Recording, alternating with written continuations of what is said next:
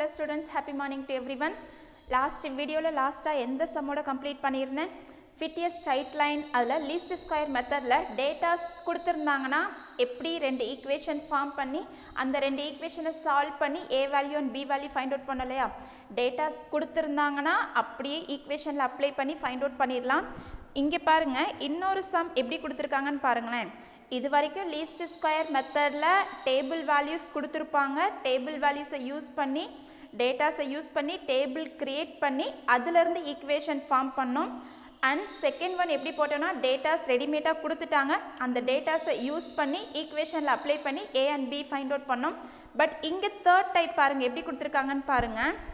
Fittest straight line trend for the following data using the method of least square. Least square method வந்தாலே equation ஞாபகம் இருக்கணும். இதுக்கு data எப்படி கொடுத்துருக்காங்கன்னு பாருங்க. xyல மட்டும் கொடுத்துருக்காங்க 0 1 2 3 4 1 1 3 4 6 ஓகேவா. இந்த இன்ஃபர்மேஷன் மட்டும்தான் கொடுத்துருக்காங்க.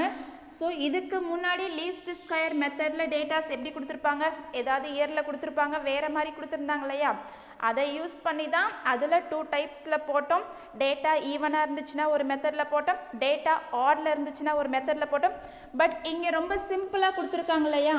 ஸோ சம் சிம்பிளாக இருந்து அதை போட தெரியாமல் இருக்கக்கூடாது இல்லை. ஸோ அப்போ நார்மலாக X value and Y value மட்டும் கொடுத்துட்டாங்கன்னா ஸோ இதுக்கு எப்படி போடணும்னு பாருங்கள். எப்பவும் போல் ஃபஸ்ட்டு டேபிள் க்ரியேட் பண்ணிடலாமா.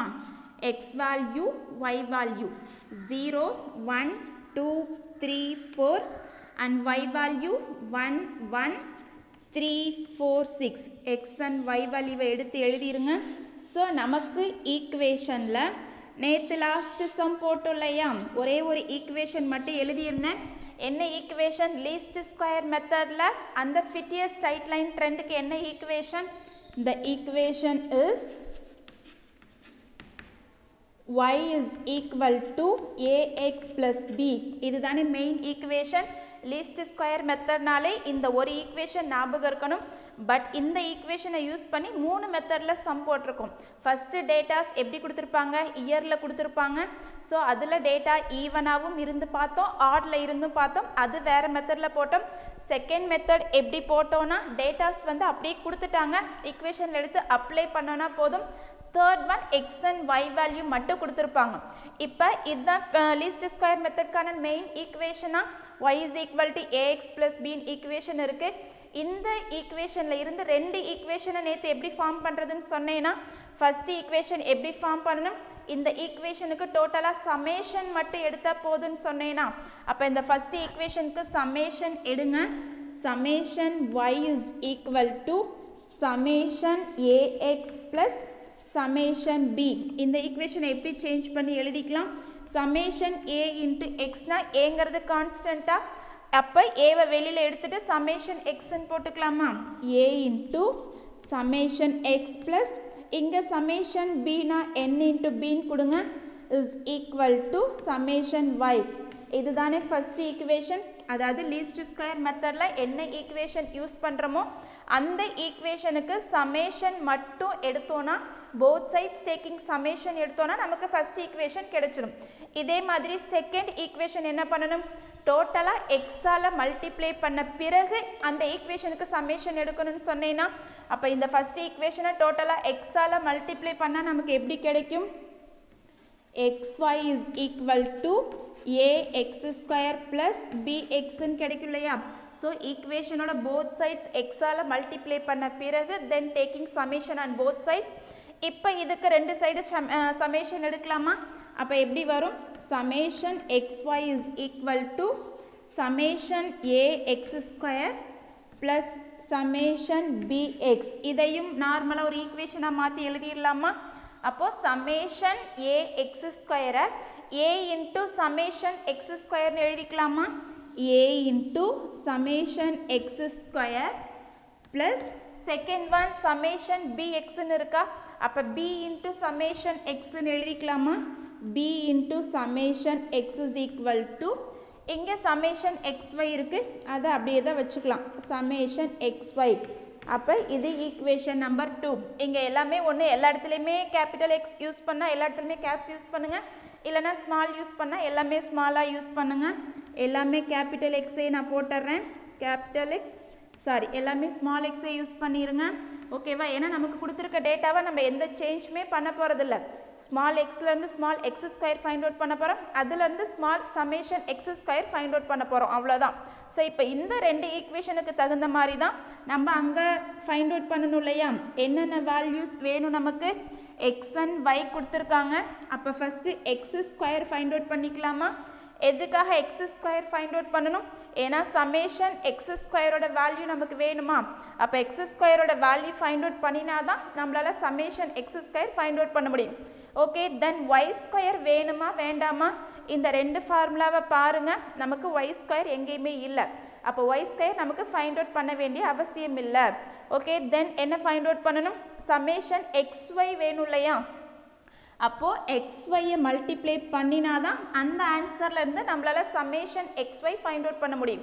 ஸோ வேறு என்னென்ன டேட்டாஸ் நமக்கு வேணும்? வேறெல்லாம் எதுவுமே வேண்டாம் இல்லையா? அப்போ கொடுத்துருக்க எக்ஸ் அண்ட் ஒய்யில் இருந்து எக்ஸ் ஸ்கொயர் அண்ட் எக்ஸ்ஒய் மட்டும் ஃபைண்ட் அவுட் பண்ணி அதுக்கு சமேஷன் ஃபைண்ட் அவுட் பண்ணோன்னா போதும். இப்போ எக்ஸ் ஸ்கொயர் ஃபைண்ட் அவுட் பண்ணிடலாமா? எக்ஸோட வேல்யூஸ் இருக்குது, ஒவ்வொரு வேல்யூஸ்மே ஸ்கொயர் கொடுத்தோன்னா நமக்கு எக்ஸ் ஸ்கொயரோட வேல்யூ கிடச்சிடும். ஸோ 0 ஸ்கொயர்னா 0, 1 square 1, 2 square 4, 3 square 9, 4 square 16. Okay, எக்ஸ்ஒய்னா எக்ஸ் அண்ட் ஒய்யை மல்டிப்ளை பண்ணோன்னா நமக்கு எக்ஸ்ஒய்யோட வேல்யூ கிடைக்குமா? 0 × 1 0, 1 × 1 1, 2 3s are 6 and 3 4s are 12 and 4 6 are 24. Okay, நமக்கு இந்த டேபிள்ஸ் அதாவது இந்த ரோஸ் காலம்ஸ் மட்டும் போதும் இல்லையா? வேறு எதுவுமே எக்ஸ்ட்ரா ஃபைண்ட் அவுட் பண்ண வேண்டிய அவசியம் இல்லை. ஃபார்முலாவில் ஏதாவது எக்ஸ்ட்ரா டேர்ம்ஸ் இருந்துச்சுன்னா அதை ஃபைண்ட் அவுட் பண்ணி அதுக்கான சமேஷன் போடலாம். நமக்கு இந்த ரெண்டு ஈக்குவேஷனுக்கு கொடுத்துருக்க டேட்டாஸ் மட்டுமே போதும். ஸோ அப்போ சமேஷன் ஃபைண்ட் அவுட் பண்ணிடலாமா? எக்ஸோட சமேஷன் வேணும் இல்லையா? இங்கே ஆட் பண்ணோன்னா 10, எல்லா டேர்மோட சமேஷனுமே ஃபைண்ட் அவுட் பண்ணிடுங்க. இதனுடைய சமேஷன் 15, இங்கே 30,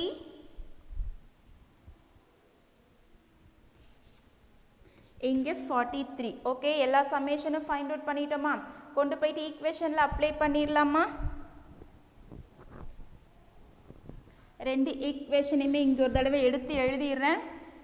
a into summation x plus nb is equal to summation y, and second equation a into summation x square plus b into summation x is equal to summation xy. இந்த ரெண்டு equation தானே நாம் find out பண்ண equation.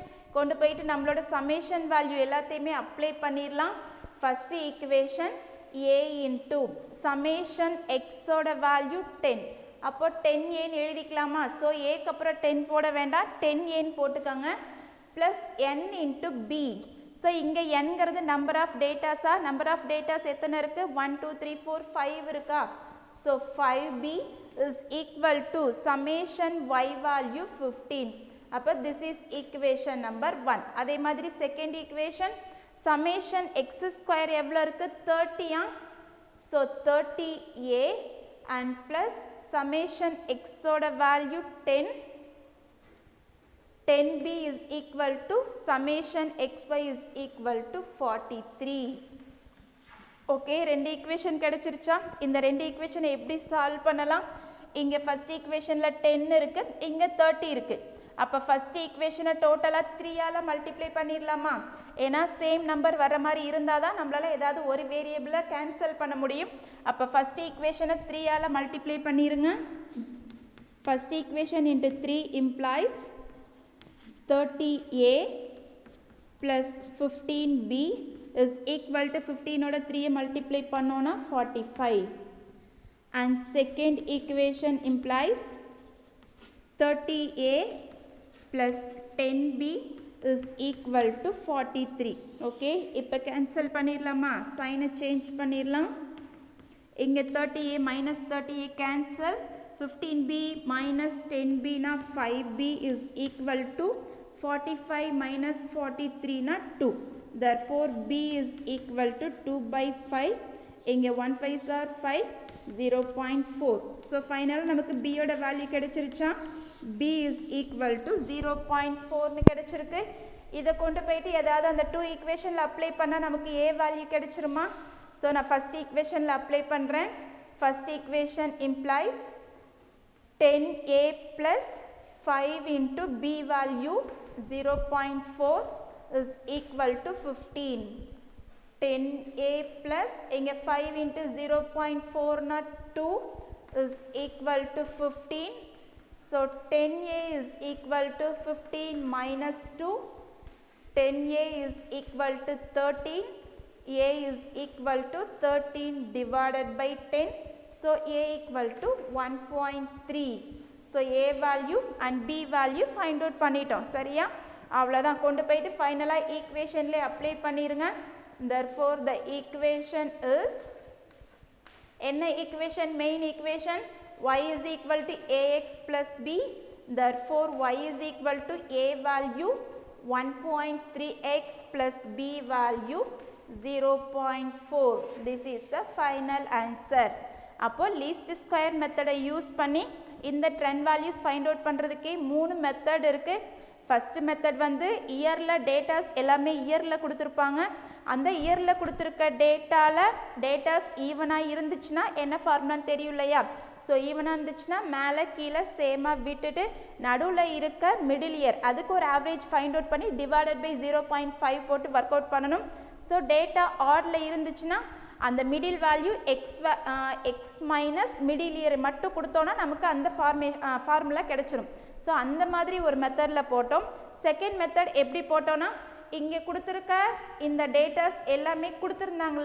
கொடுத்திருந்தாங்கன்னா அப்படியே இந்த equation மட்டுமே find out பண்ணி அப்படியே அப்ளை பண்ணி ஈக்குவேஷன் ஃபைண்ட் அவுட் பண்ணிடலாம் சோ தேர்ட் மெத்தட் எப்படி போடுறோம்னா இந்த மாதிரி டேபிள் மட்டும் தான் கொடுத்திருப்பாங்க ரொம்ப சிம்பிளா ஒரு சின்ன டேபிள் தான் கொடுத்திருக்காங்க சோ அப்ப இந்த மாதிரி சம 3 மார்க்ல கேட்கலாம் அந்த ஈவன் டேட்டா ஆட் டேட்டா இயர்ல கொடுத்திருந்தாங்கன்னா அத 5 மார்க்ல கேட்கலாம் so table வந்து இந்த மாதிரி டேட்டாஸ் வந்து ரொம்ப ஷார்ட்டா சின்னதா கொடுத்திருந்தாங்கன்னா இத 3 மார்க்ல கேட்கலாம் சோ அப்ப இந்த மாதிரி கொடுத்திருந்தாங்கன்னா நம்மளோட ஈக்குவேஷன்ல எழுதி அந்த நார்மல் ஈக்குவேஷன் ரெண்டு ஈக்குவேஷனை ஃபைண்ட் அவுட் பண்ணி அதுக்கு தேவையான டேட்டாஸ் எல்லாமே ஃபைண்ட் அவுட் பண்ணி அப்ளை பண்ணோம்னா நமக்கு a value and b value கிடைச்சிரும் அப்ப லீஸ்ட் ஸ்கொயர் மெத்தட்லயே 3 டைப்ஸ்ல சம் போட்டுருக்கோம் ஓகே இப்போ நெக்ஸ்ட் ஒன் பாருங்க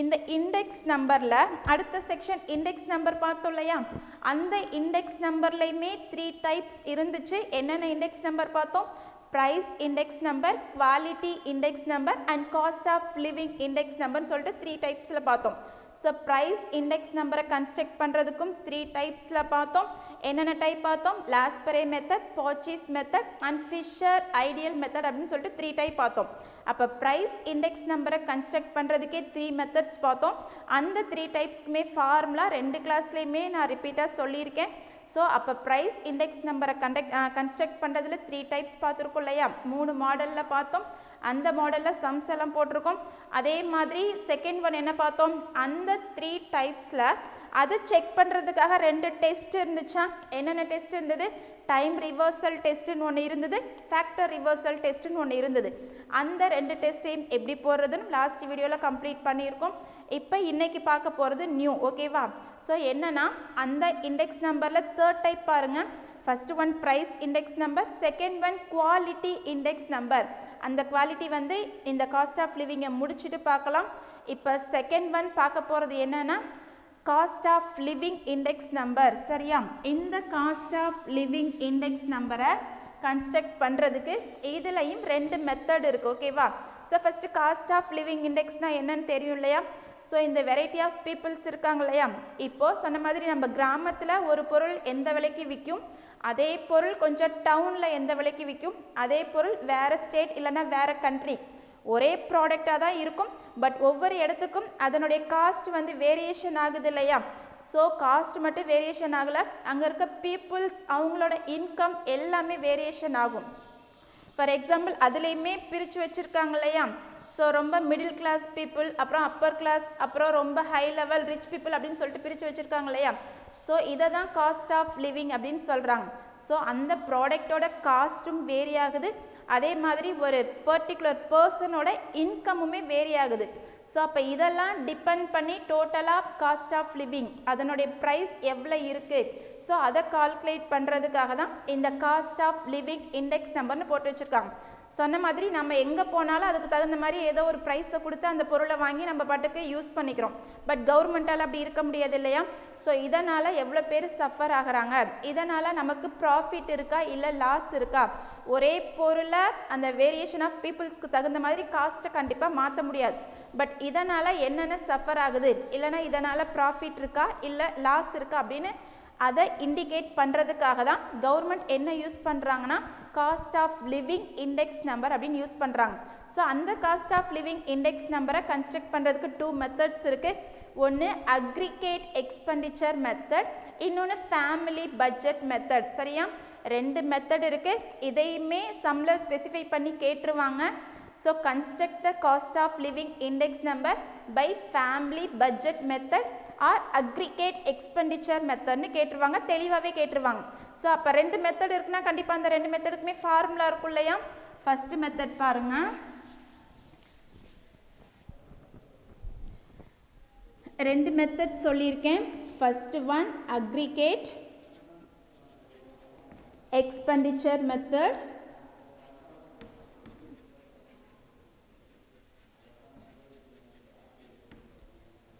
second one family budget method.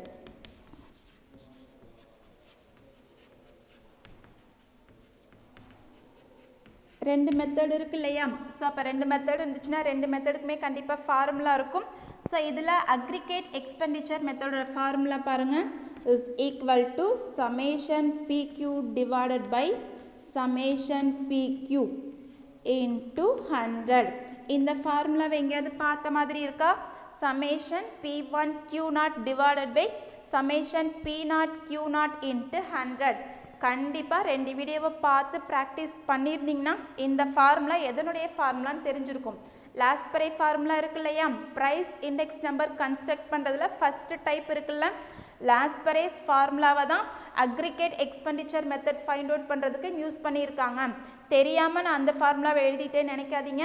லாஸ்பரே மெத்தடுக்கும் aggregate expenditure மெத்தடுக்கும் 2க்கும் same formula தான். அப்போ 2 மெத்தடுக்குமே சேம் ஃபார்முலாங்கிறதையும் மைண்டில் செட் பண்ணிக்கோங்க. அப்போ அக்ரிகேட் எக்ஸ்பெண்டிச்சர் மெத்தடுக்கு என்ன ஃபார்முலா?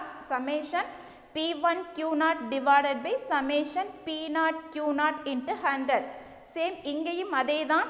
இங்கே இருக்க P0 அப்படிங்கிறது பேஸ் இயரோட ப்ரைஸ் அண்ட் Q0ங்கிறது பேஸ் இயரோட குவாலிட்டி. இங்கே இருக்க Q0ங்கிறது பேஸ் இயரோட குவாலிட்டி அண்ட் P1ங்கிறது கரண்ட் இயரோட ப்ரைஸ். அது எல்லாமே தெளிவாக தெரியும்னு நினைக்கிறேன். 0 அப்படின்னாலே பேஸ் இயரை ரெஃபர் பண்ணும், 1 அப்படின்னாலே கரண்ட் இயரை இண்டிகேட் பண்ணும். சரியா? அப்போ P0ங்கிறது ப்ரைஸ், Q அப்படிங்கிறது குவாலிட்டி. அது 0வாக இருந்ததுன்னா பேஸ் இயர், 1ஆக இருந்ததுன்னா கரண்ட் இயர். இன்ட்டு 100 கொடுத்துருங்க. எங்கேயுமே ரூட்லாம் கிடையாது, நார்மல் ஃபார்முலா தான். Okay, second one family budget method பாருங்கள். இதுக்கான formula summation PV divided by summation V into 100. இது ஃபேமிலி பட்ஜெட் மெத்தட்கான ஃபார்முலா. இங்கே இருக்க Vங்கிறது வெயிட்டு. ஸோ அப்போ இங்கே இருக்க அக்ரிகேட் எக்ஸ்பெண்டிச்சர் மெத்தடுக்கு என்னென்ன டேட்டாஸ் கொடுத்துருப்பாங்க அப்படின்னு பார்த்தீங்கன்னா ப்ரைஸ் அண்ட் குவான்டிட்டி கொடுத்துருப்பாங்க. இது தெளிவாக தெரியணும். அங்கே என்ன மெத்தட்னு ஸ்பெசிஃபை பண்ணி கேட்கலனா கூட இந்த 2 மெத்தடில் எதை யூஸ் பண்ணி போடணும் அப்படிங்கிறது நமக்கு தான் தெரிஞ்சிருக்கணும். ஜஸ்ட்டு டேபிளை மட்டும் கொடுத்துருக்காங்கன்னா அந்த டேபிளில் ப்ரைஸ் அண்ட் குவான்டிட்டி கொடுத்துருந்தாங்கன்னா எந்த மெத்தடை யூஸ் பண்ணணும்? அக்ரிகேட் எக்ஸ்பெண்டிச்சர் மெத்தடை யூஸ் பண்ணணும். Price and quantity. ஏன்னா இங்கே ப்ரைஸ் இருக்குது, இங்கே Q குவான்டிட்டி இருக்குது. அப்போ ப்ரைஸ் அண்ட் குவான்டிட்டி கொடுத்துருந்தாங்கன்னா அக்ரிகேட் எக்ஸ்பெண்டிச்சர் மெத்தட். அதே மாதிரி ஃபேமிலி பட்ஜெட் மெத்தடுக்கு என்ன டேட்டாஸ் கொடுத்துருப்பாங்கன்னா ப்ரைஸ் கொடுத்துருப்பாங்க அண்ட் வெயிட் கொடுத்துருப்பாங்க. சரியா? அதுவுமே செம்ம பார்த்தீங்கன்னா தெரியும். ப்ரைஸ்ன்னு சொல்லிட்டு தனியாக பேஸ் இயருக்கும் கரண்ட் இயருக்கும் கொடுத்துருப்பாங்க அண்ட் எக்ஸ்ட்ரா ஒரு காலம் வெயிட்டுன்னு சொல்லிட்டு கொடுத்துருப்பாங்க. அப்போது ப்ரைஸ் அண்ட் வெயிட் கொடுத்துருந்தாங்கன்னா ஃபேமிலி பட்ஜெட் மெத்தடில் காஸ்ட் ஆஃப் லிவிங்கை கன்ஸ்ட்ரக்ட் பண்ணணும். அண்ட் ப்ரைஸ் அண்ட் குவாலிட்டி கொடுத்துருந்தாங்கன்னா அக்ரிகேட் எக்ஸ்பெண்டிச்சர் மெத்தடில் போடணும். சரியா? இந்த ஃபார்முலாவில் இந்த P வேல்யூ ஃபைண்ட் அவுட் பண்ணுறதுக்கு என்ன ஃபார்முலான்னு பாருங்கள். Where P is equal to P1 divided by P naught into 100. ஏன்னா ப்ரைஸ் கொடுத்துருப்பாங்க இல்லையா, ப்ரைஸ்ன்னு சொல்லிட்டு பியை மட்டும் கொடுத்துருக்க மாட்டாங்க, அதில் பேஸ் இயரோட ப்ரைஸும் கொடுத்துருப்பாங்க, கரண்ட் இயரோட ப்ரைஸும் கொடுத்துருப்பாங்க. அப்போ P1ங்கிறது கரண்ட் இயரோட ப்ரைஸ், P0ங்கிறது பேஸ் இயரோட ப்ரைஸ். அப்போ P வேல்யூவை தனியாக ஃபைண்ட் அவுட் பண்ண பிறகு தான் நம்மளால் PVயை ஃபைண்ட் அவுட் பண்ண முடியும். PV ஃபைண்ட் அவுட் பண்ண பிறகு தான் சமேஷன் PV ஃபைண்ட் அவுட் பண்ண முடியும். அப்போ இதில் கொஞ்சம் ஒர்க் இருக்குது.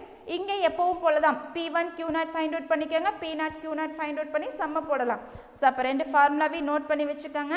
இந்த aggregate expenditure method price and quantity கொடுத்தா யூஸ் பண்ணணும். Family budget method price and weight கொடுத்தாங்கன்னா யூஸ் பண்ணணும். இப்போ இதை யூஸ் பண்ணி சம் போடலாம் பாருங்கள். எக்ஸாம்பிள் 9.17 பாருங்க. எக்ஸாம்பிள் 9.17ல calculate the cost of living index number கேட்டிருக்காங்களா? calculate the cost of living index number by consumer price index number for the year 2016. So இயர்லாம் எப்பவும் போல தான் ஒரு பேஸ் இயர் இருக்கும், ஒரு கரண்ட் இயர் இருக்கும். ஓகே,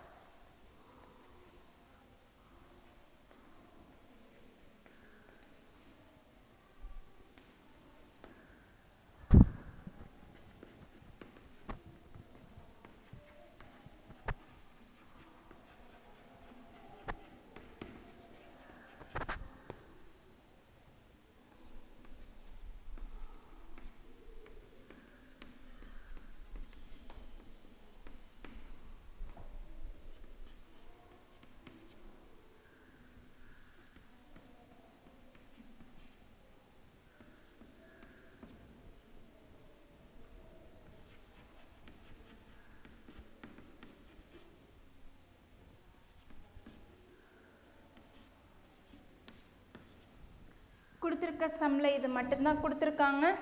என்னென்ன கொடுத்துருக்காங்க, இந்த டேட்டாஸ் எல்லாமே எப்படி எடுத்து எழுதணும் நமக்கு ஆல்ரெடி தெரியும் இல்லையா. பட் என்ன method cost of living find out பண்ண சொல்கிறாங்க. பட் என்ன மெத்தட் அப்படின்லாம் இங்கே சொல்லவே இல்லை. அப்போ நம்ம தானே தெரிஞ்சிருக்கணும். சொன்ன இல்லையா, ப்ரைஸ் அண்ட் குவான்டிட்டி கொடுத்துருந்தாங்கன்னா aggregate expenditure method and price and weight கொடுத்துருந்தாங்கன்னா ஃபேமிலி பட்ஜெட் மெத்தட்.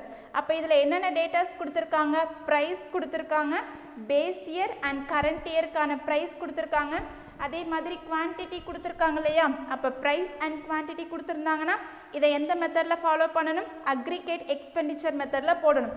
அதுக்கு ஃபஸ்ட்டு எல்லாத்துக்குமே நேம் கொடுத்துர்லாமா. இங்கே பேஸ் இயர் அப்படின்னா என்னது, P0, இது P0 வேல்யூ. இங்கே கரண்ட் இயர் அப்படின்னா P1, இங்கே குவான்டிட்டி அப்படின்னா Q0. ஓகேவா. ஸோ குவான்டிட்டின்னு கொடுத்துருக்காங்க, அதில் பேஸ் இயர் கரண்ட் இயர் அப்படின்லாம் எதுவுமே கொடுக்கல, ஜஸ்ட்டு குவான்டிட்டின்னு மட்டும்தான் கொடுத்துருக்காங்க. அப்போ அதை என்னென்னு எடுத்துக்கலாம், Q0ன்னு எடுத்துக்கலாம். சரியா.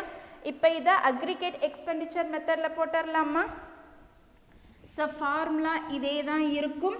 இந்த ஃபார்முலாவில் நமக்கு summation P1 Q0 and P0 Q0 find out பண்ணும் இல்லையா. ஸோ அப்போ அந்த வேல்யூஸ் எல்லாமே ஃபஸ்ட்டு ஃபைண்ட் அவுட் பண்ணுங்கள்.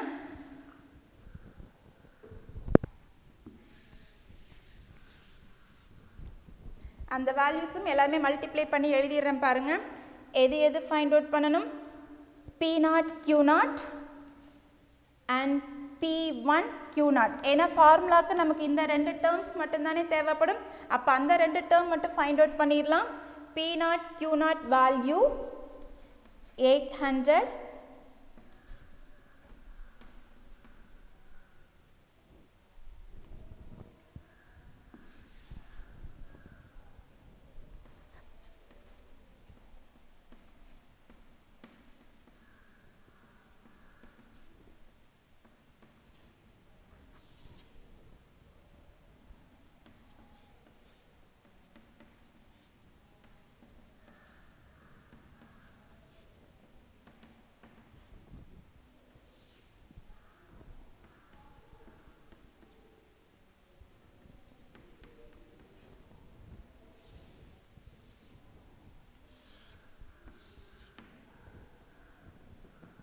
ஓகேவா?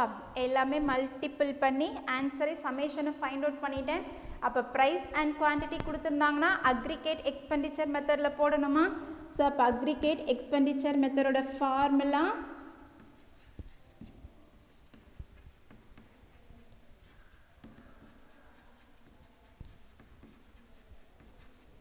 is equal to summation P1 Q0 divided by summation P0 Q0 into 100. So last pare method oda adhe formula da P1 Q0 oda summation 3140 divided by summation P0 Q0 is equal to 1974 into 100. Okay, எப்பவும் போல் divide பண்ணி 100ஆல் multiply கொடுத்துட்டோன்னா நமக்கு final answer என்ன கிடைக்கும்? 159.0679. அவ்வளோதான், சரியா? அப்போ இது aggregate expenditure மெத்தடோட ஆன்சர், அதாவது cost of living find out பண்ணியிருக்கோம். ஃபைனலாக ஆன்சர் ஃபைண்ட் அவுட் பண்ணி கால்குலேட்டரில் ஒர்க் அவுட் பண்ணி போட்டு முடிச்சிருவீங்க. ஆனால் ரிசல்ட் எழுதணும் இல்லையா? ரிசல்ட் என்னென்னு எழுதணும்? சார் நமக்கு ஆன்சர் 159.0679 கிடைச்சிருக்கா? அப்போ இலிஸ்ட்ரேஷன் த ரிசல்ட் அப்படின்னு கேட்குறாங்க இல்லையா? அப்போ ரிசல்ட் எப்படி எழுதணும்? ஸோ நமக்கு பேஸ் இயர் அண்ட் கரண்ட் இயர்னு மட்டும்தானே கொடுத்துருக்காங்க. ஸோ அப்போ எது பேஸ் இயர் எது கரண்ட் இயர்னு தெரியாது. இதுக்கு முன்னாடியும் ஏதாவது 2000 இல்லைனா 2010 சொல்லிட்டு 2 இயரை கம்பேர் பண்ணி எழுதணும். இங்கே சென்டென்ஸ் எந்த மாதிரி எழுதலாம்?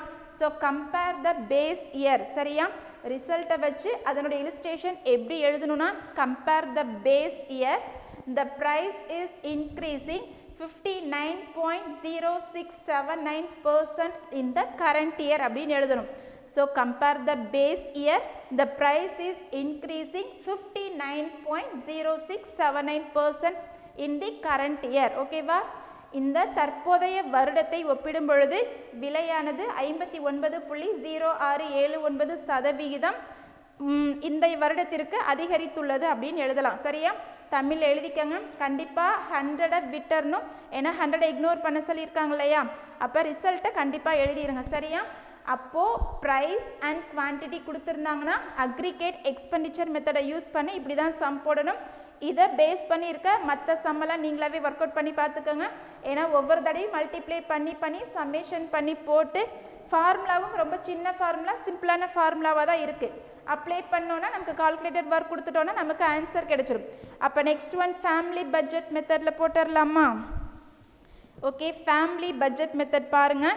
அடுத்த எக்ஸாம்பிள் 9.18 கொடுத்துருக்காங்க பாருங்கள். Construct the cost of living index number for 2011 on the basis of 2007 from the given data using family budget method னு அவங்களே கொடுத்துருக்காங்க. இப்போ போட்ட எக்ஸாம்பிள் சம்மில் என்ன மெத்தட்னு கொடுக்கல, பட் நமக்கு ப்ரைஸ் அண்ட் குவான்டிட்டி கொடுத்துருந்தனால அது அக்ரிகேட் எக்ஸ்பெண்டிச்சர் மெத்தட்னு ஃபைண்ட் அவுட் பண்ணியிருக்கோம். பட் இந்த எக்ஸாம்பிள் 9.18ல் அங்கே எந்த மெத்தட்னு கொடுக்கலன்னா கூட நம்மளால் கண்டுபிடிக்க முடியலையா? ஏன்னா புக்கு கையில் வச்சுருந்தீங்கன்னா சம்மை பார்த்தீங்கனாலே தெரியும். ப்ரைஸ் அண்ட் வெயிட்னு ஸ்பெஷலாகவே கொடுத்துருக்காங்க. அப்போ ப்ரைஸ் அண்ட் வெயிட் கொடுத்துருந்தாங்கன்னா எந்த மெத்தடில் தான் போடணும்? ஃபேமிலி பட்ஜெட் மெத்தடில் தான் போடணும். ஓகே, இப்போ அந்த சமயம் ஒர்க் அவுட் பண்ணுறேன் பாருங்கள்.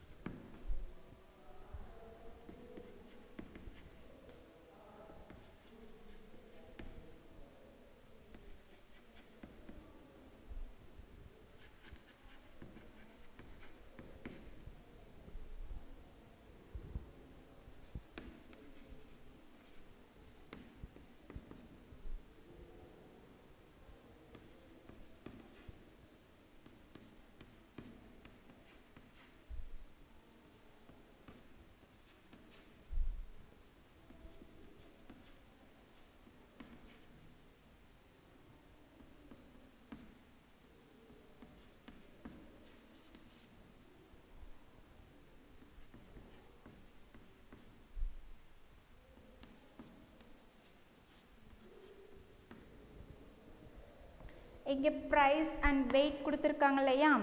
அப்போது இது என்ன மெத்தடில் போடணும், என்ன மெத்தட்னு கொடுக்கலனா கூட இது நமக்கு பார்த்தாலே என்ன மெத்தட்னு தெரியும். ஃபேமிலி பட்ஜெட் மெத்தட் தானே, ப்ரைஸ் அண்ட் வெயிட் தான் கொடுத்துருக்காங்க. அப்போ ஃபேமிலி பட்ஜெட் மெத்தடை யூஸ் பண்ணி தான் cost of living index find out பண்ணணும். நேம் கொடுத்துடலாமா, இங்கே ப்ரைஸ் கொடுத்துருக்காங்க, 2 இயர்ஸ் கொடுத்துருக்காங்க. 2007ங்கிறது பேஸ் இயர் அண்ட் 2011ங்கிறது கரண்ட் இயர். இது முந்தைய வருடம், இது தற்போதைய வருடம். அப்போ எப்படி நேம் கொடுத்துடலாம், இது P0, இது P1. இங்கே வெயிட் அப்படிங்கிறது வீன் கொடுத்துடலாமா, குவான்டிட்டின்னு கொடுத்துருந்தாங்கன்னா Q0 கொடுங்க, இங்கே வெயிட்டுன்னு கொடுத்துருக்காங்க V கொடுத்துடலாம். அப்போ ஃபேமிலி பட்ஜெட் மெத்தடுக்கு என்ன formula, summation PV divided by summation V into 100ன்னு சொன்னேன்னா இங்கே P வேல்யூ ஃபைண்ட் அவுட் பண்ணுறதுக்கு என்ன formula, P1 divided by P0 into 100. So அப்போ ஃபஸ்ட்டு இந்த சம்லேருந்து P வேல்யூவை ஃபைண்ட் அவுட் பண்ணினா தான் நம்மளால் PV ஃபைண்ட் அவுட் பண்ண முடியும். தென் சமேஷன் ஃபைண்ட் அவுட் பண்ணி ஃபார்முலாவில் அப்ளை பண்ண முடியும். அப்போ first P value find out பண்ணணும்னா இந்த ஃபார்முலாவை யூஸ் பண்ணி ஃபைண்ட் அவுட் பண்ணணுமா. அப்போ P value is equal to, formula தான் கீழே எழுதி போட்டிருக்கேன், P is equal to P1 by P0 into 100. அப்போ ஒவ்வொரு தடவையுமே 400 டிவைடட் பை 350 இன்ட்டு 100 கொடுக்கணும். தென் 250 டிவைடட் பை 175 இன்ட்டு 100. ஃபார்முலாவை மாற்றி எழுதிடாதீங்க, P1 divided by P0 into 100 கொடுக்கணும். ஸோ அப்போ கொடுத்துட்டோன்னா நமக்கு Pயோட வேல்யூ கிடைச்சிரும் இல்லையா. P வேல்யூ எழுதிடுறேன், டிவைட் பண்ணி 100ஆல் மல்டிப்ளை பண்ணோன்னா நமக்கு P வேல்யூ என்ன கிடைக்கும்னா 114.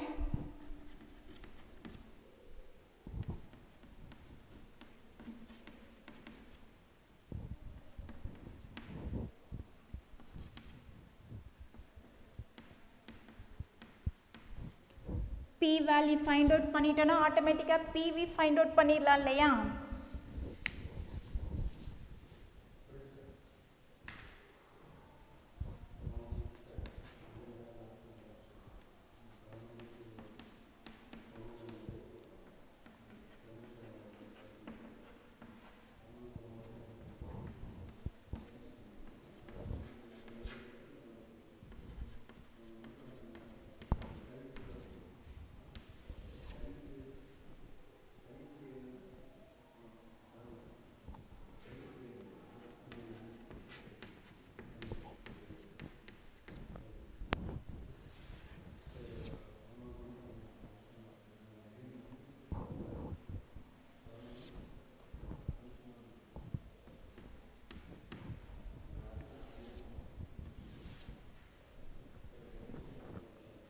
ஓகே, அப்போ என்ன ஃபைண்ட் அவுட் பண்ணியிருக்கோம், first one P value find out பண்ணியிருக்கேன். ஸோ எதுக்காக P வேல்யூ ஃபைண்ட் அவுட் பண்ணணும்னா ஃபேமிலி பட்ஜெட் மெத்தடோட ஃபார்முலா இருக்குது, summation PV divided by summation V. இதில் P வேல்யூ ஃபைண்ட் அவுட் பண்ணணும்னா Pக்கு தனியாக ஒரு ஃபார்முலா இருக்கு இல்லையா, P is equal to P1 divided by P0 into 100. அப்போ ஃபஸ்ட்டு P வேல்யூவை எப்படி ஃபைண்ட் அவுட் பண்ணணும்னு சொல்லியிருக்கேன். P வேல்யூவை ஃபைண்ட் அவுட் பண்ண பிறகு தான் நம்மளால் PV ஃபைண்ட் அவுட் பண்ண முடியும். அப்போ PV வேணும்னா P வேல்யூ இன்ட்டு வெயிட், ரெண்டு வேல்யூவுமே மல்டிப்ளை பண்ணோன்னா நமக்கு PV கிடைக்கும். இன்னொன்று P வேல்யூ ஃபைண்ட் அவுட் பண்ணிவிட்டு ஒரு தடவைக்கு இன்னொரு தடவை செக் பண்ணிடுங்க. ஏன்னா இதில் ஏதாவது ஒரு டேட்டாஸ் தப்பாக இருந்தால் கூட இங்கே இருக்க டேட்டா மாறிடும், அதனுடைய சமேஷன் மாறிடும், நம்மளோட ஆன்சரும் தப்பாக போயிடும்.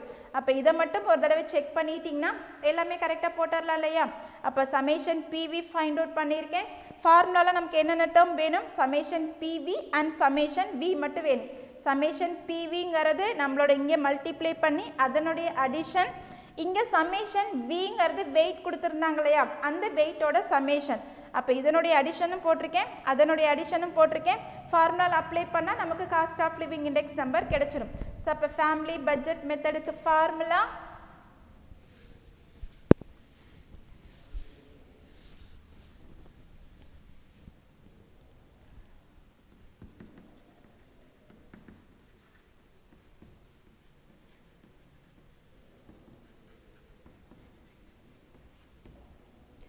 summation PV divided by summation V into 100.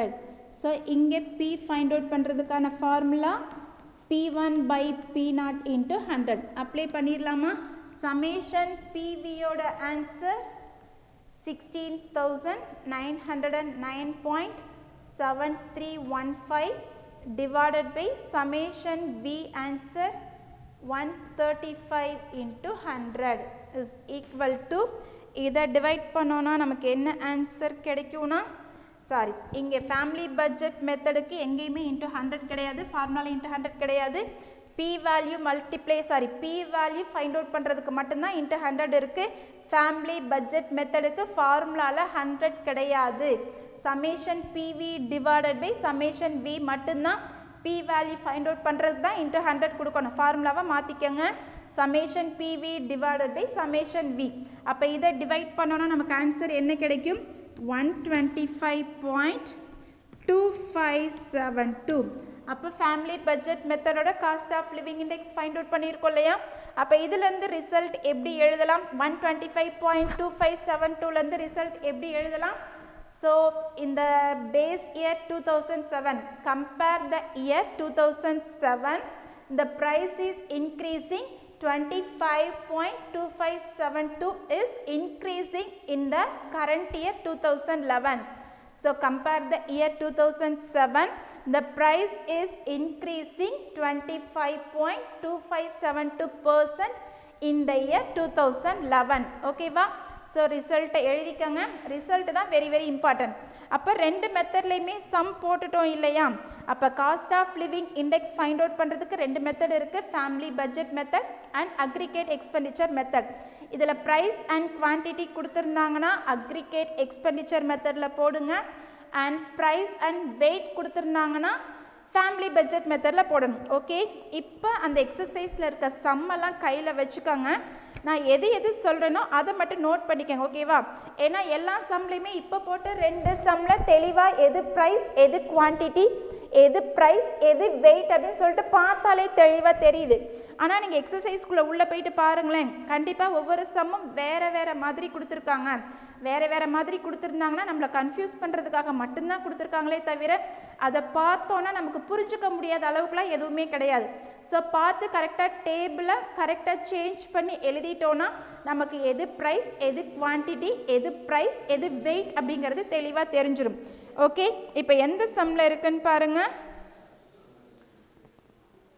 எக்ஸசைஸில் 20th some பாருங்கள். அந்த 19th சம் வரைக்கும் ப்ரைஸ் இண்டெக்ஸ் நம்பர் கன்ஸ்ட்ரக்ட் பண்ணுறதை போட்டிருக்கோம். இங்கே 20th சம் எடுத்திங்கன்னா அந்த சம்மில் மட்டும் எது எதுன்னு சொல்லிடுறேன் பாருங்கள். ஸோ எக்ஸசைஸில் இருக்க 20th சம் எடுங்க.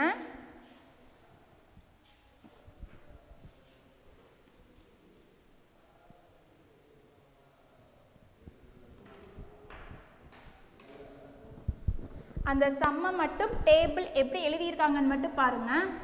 ஏன்னா ஒரே ரெண்டு காலம் மட்டும்தானே கொடுத்துருக்காங்க.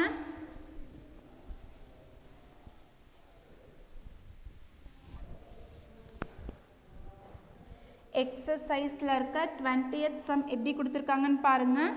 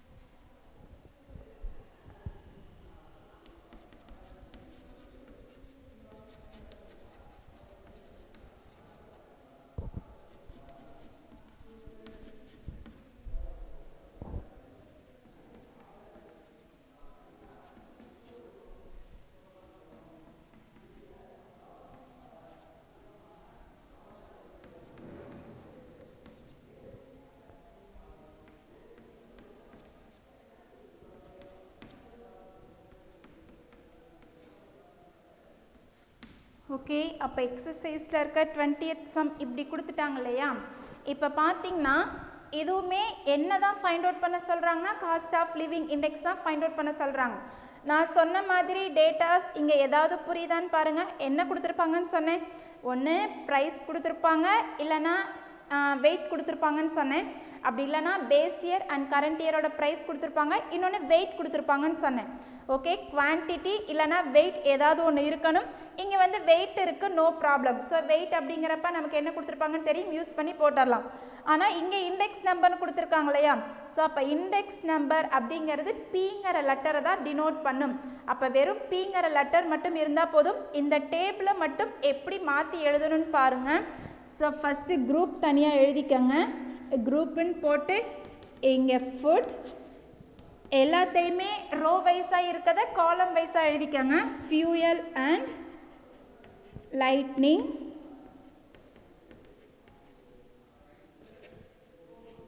இங்கே clothing, rent and இங்கே miscellaneous. தென் இதனுடைய வெயிட் எவ்வளோ கொடுத்துருக்காங்க? ஸோ வெயிட் எல்லாமே எழுதிருங்க. 48. இங்கே இண்டெக்ஸ் நம்பர் எழுதணும் இல்லையா? First index number எழுதிருங்க.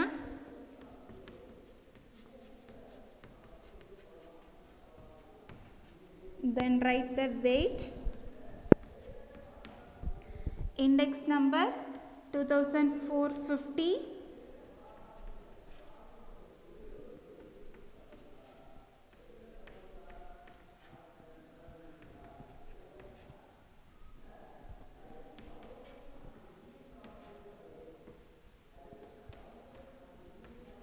ஓகே, அப்போ கொடுத்துருக்க டேபிளை எப்படி மாற்றி எழுதிட்டேன்னு தெரியுதா? இப்போ பார்த்தா உங்களுக்கு ஒரு ஐடியா கிடைக்கும் இல்லையா? இங்கே வெயிட் அப்படின்னு கொடுத்துருக்காங்க இல்லையா? வெயிட் கொடுத்துருந்தாலே நம்ம ஃபேமிலி பட்ஜெட் மெத்தடில் தான் போடணுங்கிறது தெரியும். ஆனால் ப்ரைஸ் எங்கேயுமே காணாமே. பேஸ் இயரோட ப்ரைஸ் அண்ட் கரண்ட் இயரோட ப்ரைஸ் கொடுத்துருக்கணும் இல்லையா? ஸோ அப்படின்னா தான் பி வேல்யூ ஃபைண்ட் அவுட் பண்ணுறதுக்கு P1 divided by P0 × 100 formula use பண்ணி போட்டோம். ஆனால் இங்கே இண்டெக்ஸ் நம்பர் மட்டும்தானே கொடுத்துருக்காங்க. ஸோ அப்போ அந்த மாதிரி கொடுக்கறத விட இந்த மாதிரி கொடுத்துட்டா இன்னும் நம்மளோட சம்மை ரொம்ப ஈஸியாக போட்டுடலாம்.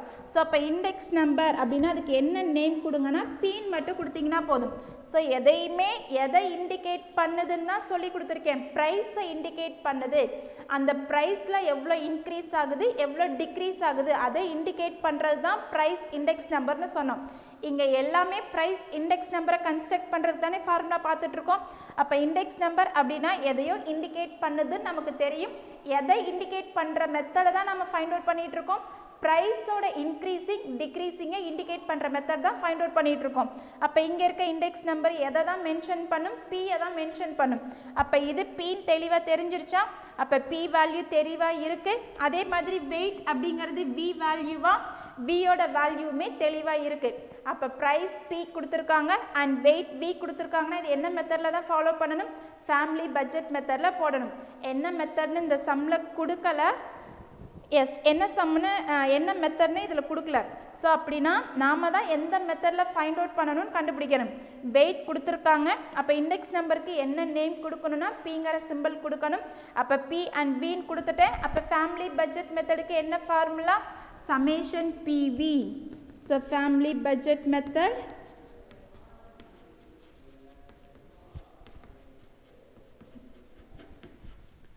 summation PV divided by summation V into 100 கொடுக்க கூடாது இல்லையா? ஸோ டக்குன்னு பிஐயும் விஐயும் மல்டிப்ளை பண்ணிங்கன்னா உங்களுக்கு PV கிடைச்சிரும். summation PV and summation V அதனுடைய ஆன்சரை மட்டும் அப்ளை பண்ணுறேன் பாருங்கள். 2,79,550 divided by 105. இதனுடைய ஆன்சர் 2662.38. அவ்வளோதான் ஃபேமிலி பட்ஜெட் மெத்தடில். ஸோ கொஞ்சம் டிஃப்ரெண்ட்டாக கொடுத்துருக்கிறது இந்த 20th சம் மட்டும்தான்.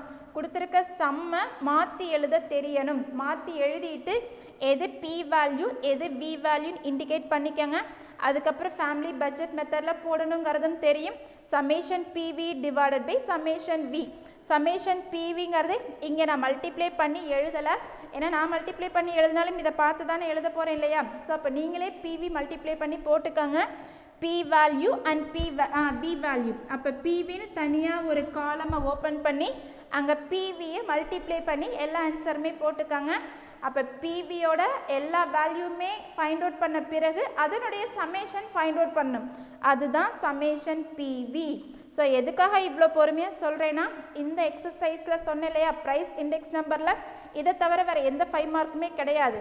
எல்லாமே இந்த cost of living index and construct the price index நம்பரில் அந்த 3 மெத்தடை யூஸ் பண்ணி மட்டும்தான் ரிப்பீட்டடாக கேட்டுகிட்டே இருக்காங்க. ஏன்னா இதை தவிர அந்த சாப்டரில் வேறு 5 மார்க்கே இல்லைங்கிறப்ப இதுக்கு இம்பார்ட்டன்ஸ் கொடுத்து தானே ஆகணும்.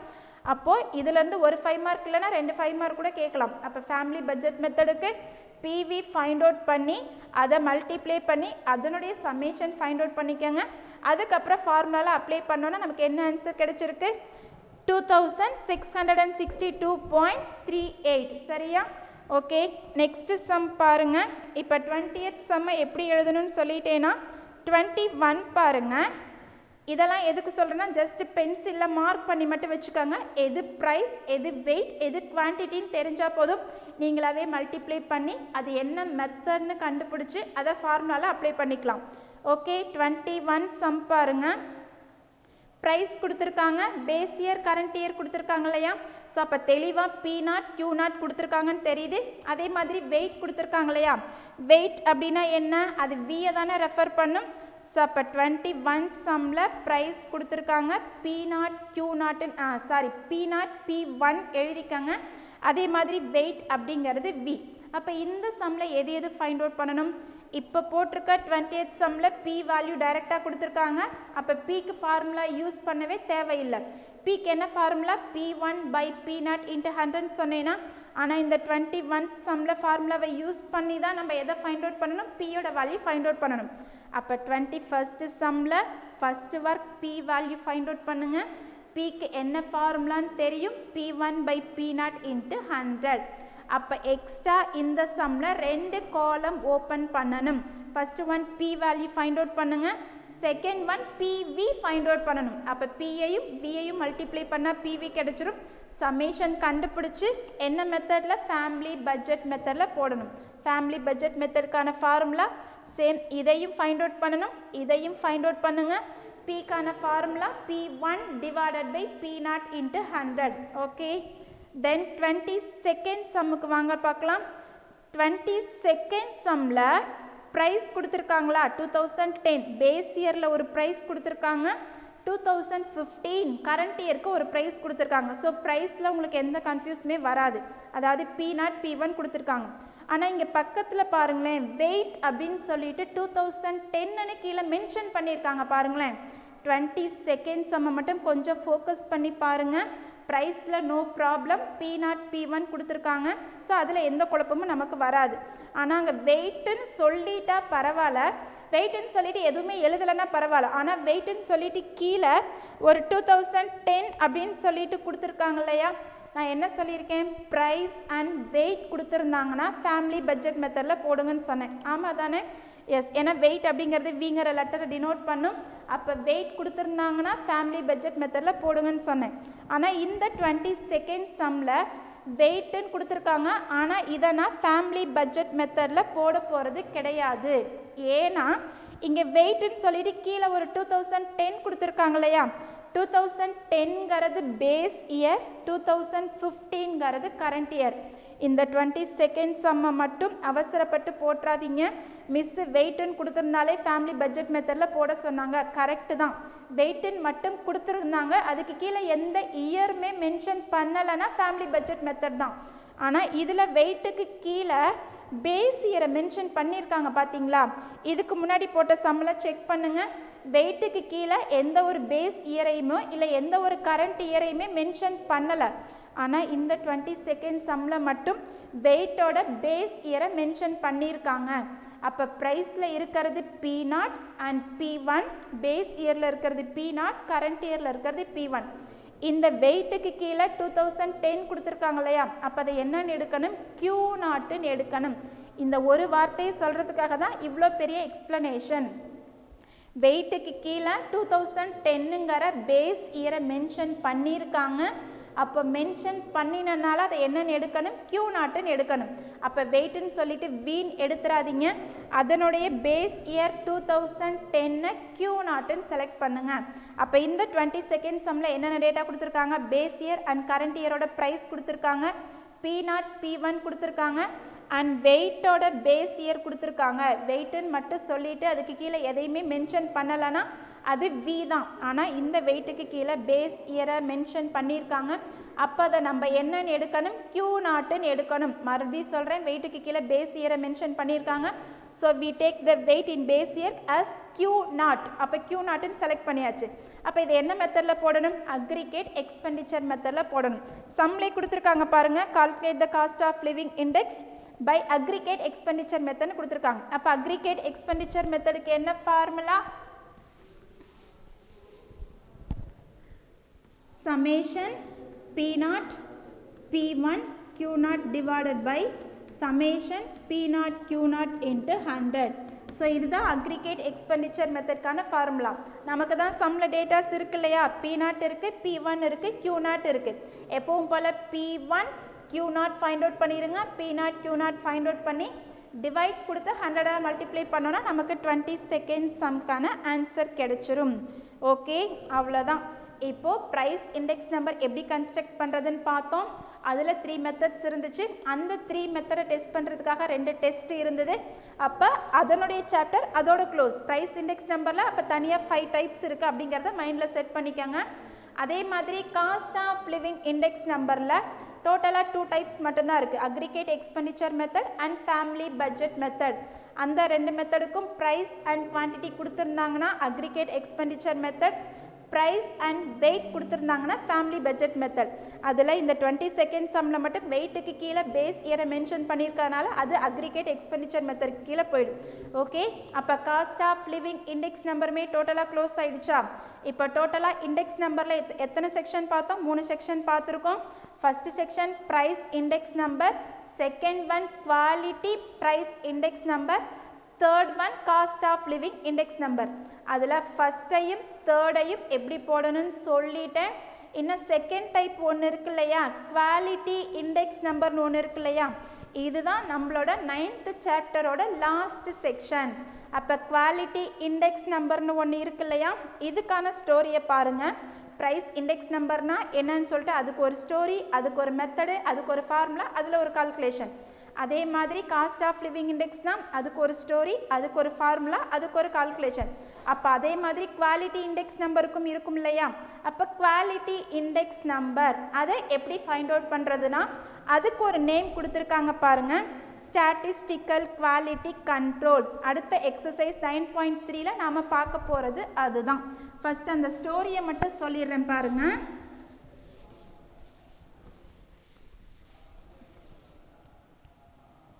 Statistical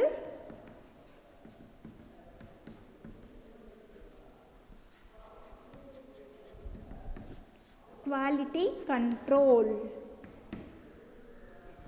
SQC இதுதான் மெயின். ஓகேவா, இதை யூஸ் பண்ணியுமே 5 மார்க் கேட்கலாம்.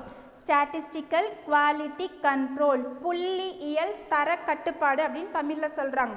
அப்போ அதுக்கான அந்த வார்த்தையிலேருந்து அந்த மீனிங் என்னன்னு தெரிஞ்சிருக்கும் இல்லையா. ஸோ குவாலிட்டி கண்ட்ரோல் அப்படிங்கிறாங்க. அப்போ குவாலிட்டி கண்ட்ரோல்னால் அதுக்கான மீனிங் சொன்ன மாதிரி அதை ரீட் பண்ணுறப்பே நமக்கு தெரிஞ்சிருக்கும். ஃபஸ்ட்டு ஒன், இதை எங்கே மேக்ஸிமம் யூஸ் பண்ணுறாங்க அப்படின்னு பார்த்தீங்கன்னா இண்டஸ்ட்ரீஸில் தான் யூஸ் பண்ணுறாங்க, அதாவது ஃபேக்ட்ரிஸில் யூஸ் பண்ணுறாங்கன்னு சொல்லலாம். அப்போ குவாலிட்டி கண்ட்ரோல் அப்படின்னா இந்த ஃபேக்ட்ரிஸ்லலாம் ஏதாவது ப்ராடக்டை மேனுஃபேக்சர் பண்ணுவாங்க இல்லையா, அந்த ப்ராடக்டோட குவாலிட்டியோட லெவல் எவ்வளோ இருக்குது, அதனுடைய ஸ்டேட்டஸ் எந்த லெவலில் இருக்குது அப்படின்னு ஃபைண்ட் அவுட் பண்ணுறதுக்காக தான் இந்த ஸ்டாட்டிஸ்டிக்கல் குவாலிட்டி கண்ட்ரோலை யூஸ் பண்ணுறாங்க. ஸோ அப்போ எந்த ஒரு ஃபேக்ட்ரியாக இருந்தாலுமே அதில் நிறைய ப்ராடக்டை மேனுஃபேக்சர் பண்ணுவாங்க இல்லையா. ஸோ சின்ன சின்ன ப்ராடக்டில் இருந்து பெரிய பெரிய ப்ராடக்ட் வரைக்குமே இருக்கும். நம்ம வீட்டில் யூஸ் பண்ணுற ஷாம்பு, சோப்பு, அது மட்டும் இல்லாமல் பெரிய லெவலில் பெட்ரோல், இந்த மாதிரி எலக்ட்ரிக்கல் எக்யூப்மெண்ட்ஸ், இந்த மாதிரி எல்லா ப்ராடக்ட்டுக்குமே. ஓகேவா, ஸோ எல்லா ப்ராடக்டோட குவாலிட்டியை செக் பண்ணுறதுக்காக தான் கவர்மெண்ட் எதை யூஸ் பண்ணுதுன்னா இந்த SQC, அதாவது ஸ்டாட்டிஸ்டிக்கல் குவாலிட்டி கண்ட்ரோலை யூஸ் பண்ணுறாங்க. ஸோ இதை யூஸ் பண்ணி என்னென்ன பண்ணுறாங்கன்னு பார்த்தீங்கன்னா, இப்போ அதான் சொன்ன மாதிரி ஒரு ப்ராடக்டோட குவாலிட்டி எப்படி இருக்குது, அது ஃபைனலாக அதாவது அந்த கன்சியூமருக்கு கொண்டு போயிட்டு சப்ளை பண்ணுறாங்க இல்லையா, ஸ்டார்டிங்கில் அது எங்கேருந்து தயாரிக்கிறாங்களோ அங்கே ஸ்டார்ட் பண்ணி அதை ஃபைனலாக முடித்து அதை கொண்டு போயிட்டு கஸ்டமர்கிட்ட டெலிவரி கொடுக்குற வரைக்கும் அதனுடைய குவாலிட்டி எங்கேயுமே இது ஆகக்கூடாது. அதாவது சஃபர் ஆகக்கூடாது, எல்லாமே ஃபைனலாக பக்காவாக இருக்கணும். ஸோ அது வரைக்கும் அதனுடைய குவாலிட்டியை செக் பண்ணுறாங்க. ஸோ அதுக்காக தான் இந்த எஸ்கியூசிங்கிறத இன்ட்ரடியூஸ் பண்ணியிருக்காங்க.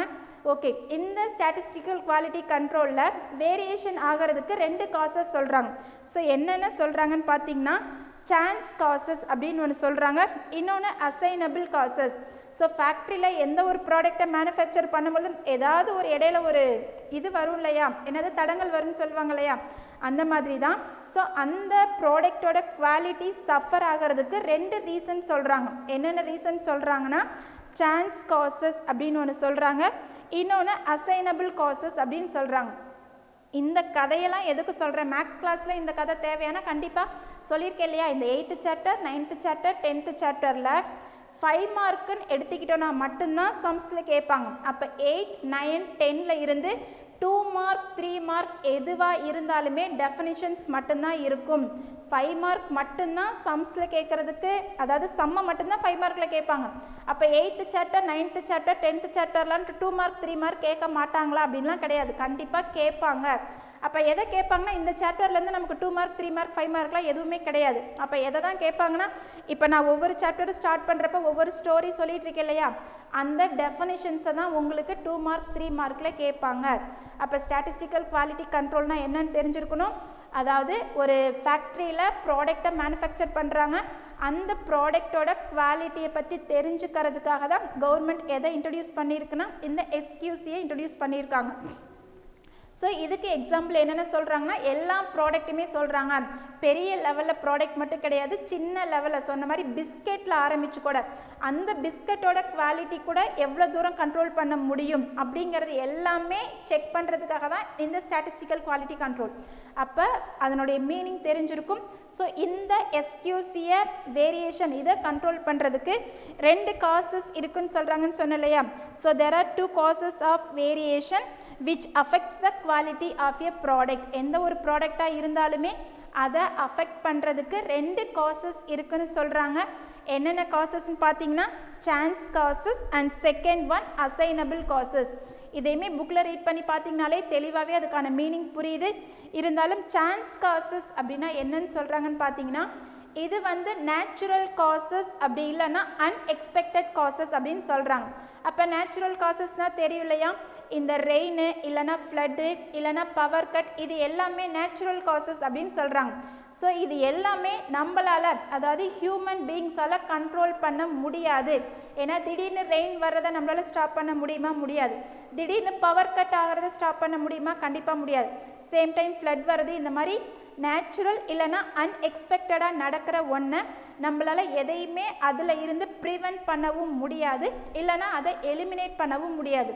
அப்போ இந்த மாதிரி நேச்சுரலாகவோ இல்லை அன்எக்ஸ்பெக்டடாகவோ அந்த ப்ராடக்டோட குவாலிட்டி சஃபர் ஆகுது அப்படின்னா அதை தான் என்னன்னு சொல்கிறாங்கன்னா சான்ஸ் காசஸ் அப்படின்னு சொல்கிறாங்க. இன்னொன்று மெயின் பாயிண்ட் என்ன சொல்கிறாங்கன்னா, இந்த நேச்சுரல் இல்லைனா அன்எக்ஸ்பெக்டட் காசஸால் இந்த ப்ராடக்டோட குவாலிட்டி எதுலையுமே சஃபர் ஆகலைன்னு சொல்கிறாங்க. சரியா? ஸோ மழை வந்ததுன்னா அது பாட்டுக்கு ஒரு ஓரமாக வெளியில் இதாகிட்டு போயிட்டுருக்குமே தவிர அந்த ஃபேக்ட்ரிக்குள்ளே அதனால் எந்த சஃபர், அதாவது அஃபெக்ட் ஆகாது. அந்த ப்ராடக்டோட குவாலிட்டி அது எப்போ இருக்குமே அதே மாதிரி தான் இருந்துகிட்டே இருக்குன்னு சொல்கிறாங்க. அப்போ இதுலேருந்து தெரிஞ்சுக்க வேண்டிய பாயிண்ட்ஸ் என்னென்னா, சான்ஸ் காசஸ் அப்படிங்கிறது நேச்சுரலாக இருக்கலாம் இல்லைனா அன்எக்ஸ்பெக்டடாக இருக்கலாம். ஸோ அந்த காசஸ் எது சொல்கிறாங்கன்னா ரெயின், ஃப்ளட் இல்லைனா பவர் கட் அப்படின்னு சொல்கிறாங்க. ஸோ இதனால் அந்த ப்ராடக்டோட குவாலிட்டி சஃபர் ஆகலை. ஸோ பட் இன்னொரு ரீசன் என்ன சொல்கிறாங்கன்னா, இந்த காசஸ்லேருந்து நம்மளால் ப்ரிவென்ட் பண்ணவும் முடியாது இல்லைனா எலிமினேட் பண்ணவும் முடியாது. ஏன்னா இது எல்லாமே பியாண்ட் த ஹியூமன் கண்ட்ரோல் தானே, நம்மளால் எதையுமே கண்ட்ரோல் பண்ண முடியாது. அப்போ அந்த பாயிண்ட்ஸ்லாம் ஆர்டர் பண்ணி எழுதிக்கங்க. செகண்ட் ஒன் என்ன சொன்னேன், அசைனபிள் காசஸ் அப்படின்னு சொல்கிறாங்களா. ஸோ இது எப்படின்னா opposite of chance causes. Assignable causes அப்படின்னா என்னென்னா, ஸோ இதுக்கு ஒரு லெட்டர் கொடுக்குறாங்க பாருங்கள், 4M's அப்படின்னு சொல்கிறாங்க. ஓகேவா? ஸோ இந்த 1 மார்க்கில் கேட்கலாம். 4M's, what is the 4M's of assignable causes அப்படின்னு கேட்டிருக்காங்க. 2 மார்க்கில் கேட்குறாங்க. So what are the reasons of 4M's in assignable causes அப்படின்னு கேட்குறாங்க. அப்போ அந்த 4M's எதை சொல்கிறாங்கன்னு பாருங்கள். மெஷின் பவர் ஒன்று இருக்குது. ஸோ எது சொல்கிறாங்க பாருங்கள், மெஷின் இருக்கு, மேனேஜ்மெண்ட் இருக்கு, man power and material. Material 4M's எது எதுன்னு சொல்கிறாங்கன்னா material, man power, management and machine. இது எல்லாத்துலேயுமே ஏதாவது சஃபர், அதாவது அஃபெக்ட் ஆனால் மட்டும்தான் அந்த ப்ராடக்டோட குவாலிட்டி சஃபர் ஆகுன்னு சொல்கிறாங்க. கண்டிப்பாக இப்போ ஃபார் எக்ஸாம்பிள் ஒரு ஸ்கூலுன்னு எடுத்துக்கிட்டோன்னா ஸ்கூல் சாதாரணமாக போர்டு போட்டால் மட்டும் ரன் பண்ண முடியாது. உள்ளுக்க ஒரு அட்மாஸ்பியர் இருக்கணும், உள்ள ஒரு கிளாஸ் ரூம் இருக்கணும், அதில் பெஞ்சஸ் இருக்கணும், போர்டு இருக்கணும். ஓகே, இது எல்லாம் இருந்தால் மட்டும் ரன் பண்ண முடியுமா? கண்டிப்பாக மேன் பவர், அதாவது பர்ஃபெக்டாக டீச்சர்ஸ் இருக்கணும் இல்லையா? ஸோ அதெல்லாம் இருந்தால் தான் ஒரு ஸ்கூலை பர்ஃபெக்டாக ரன் பண்ண முடியும். அப்போ ஒரு ஸ்கூலை ரன் பண்ணாலே நிறைய விஷயங்கள் இருக்குது, அப்போ அதெல்லாம் இருந்தால் தான் ரன் பண்ண முடியும் இல்லையா? அதே மாதிரி தான் இந்த இண்டஸ்ட்ரீஸ்லேயுமே. ஸோ அதனுடைய மேன் பவர் கரெக்டாக இருக்கணும், அங்கே வர மெட்டீரியல்ஸ் கரெக்டாக இருக்கணும். மெட்டீரியல்ஸில் ஏதாவது டிஃபெக்டிவாக இருந்துச்சுன்னா கண்டிப்பாக அந்த ப்ராடக்ட் குவாலிட்டியாக இருக்காது. அப்போ மேன் பவர் பர்ஃபெக்டாக இருக்கணும். சொன்ன மாதிரி கொண்டு போயிட்டு எந்த மாதிரி ப்ராடக்டை மேனுஃபேக்சர் பண்ணுறாங்களோ அதுக்கு தகுந்த மாதிரி மேன் பவர் இருக்கணும் இல்லையா? ஸோ அதுக்கான நாலேஜ் இருக்கவங்கள மட்டும்தான் அந்த ப்ராடக்டை மேனுஃபேக்சர் பண்ணுறதுக்கு அலோவ் பண்ண முடியும். அப்போ man power important, material important, machine பர்ஃபெக்டாக இருக்கணும். மெஷின் எது தயாரிக்கிறோமோ அதுக்கான மெஷின் பர்ஃபெக்டாக இருக்கணும். அந்த மெஷின் சரியாக இல்லைனாலும் ப்ராடக்டோட குவாலிட்டி சஃபர் ஆகும். அப்போ மெஷின் அண்ட் மேனேஜ்மெண்ட் இது எல்லாத்தையுமே சூப்பர்வைஸ் பண்ணுறதுக்கு கரெக்டாக மேனேஜ்மெண்ட் இருக்கணும் இல்லையா? அதுவுமே சரியாக இருந்தால் மட்டும்தான் ஃபைனலாக ஒரு கரெக்டான ஒரு ப்ராடக்டை கொண்டு போயிட்டு கஸ்டமர்கிட்ட டெலிவரி பண்ண முடியும். அப்போது இந்த எதாவது ஒரு ப்ராடக்டோட குவாலிட்டி எதெல்லாம் டிபெண்ட் பண்ணி இருக்குன்னா 2 காசஸை டிபெண்ட் பண்ணி இருக்கும், chance causes and assignable causes. இது ரெண்டுமே 2 மார்க்கில் கேட்பாங்க, இதையும் ப்ராக்டிஸ் பண்ணிக்கோங்க. இதை பேஸ் பண்ணி சம்ஸ் எல்லாம் நெக்ஸ்ட் வீடியோவில் பார்க்கலாம். Thank you students.